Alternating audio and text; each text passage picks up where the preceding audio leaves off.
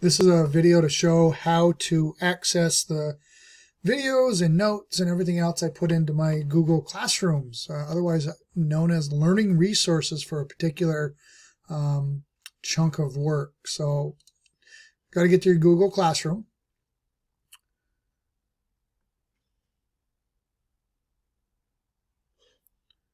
And once we get there, I'm just going to go Geometry 326.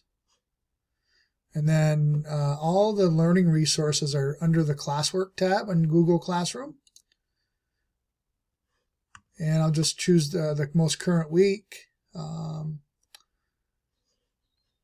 This current week, May 11th through the 15th. Learning resources.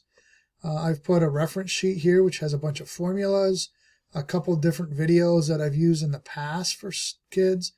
I put the notes that we did for each period, and then there's always a video of the live class session that we did earlier in the week.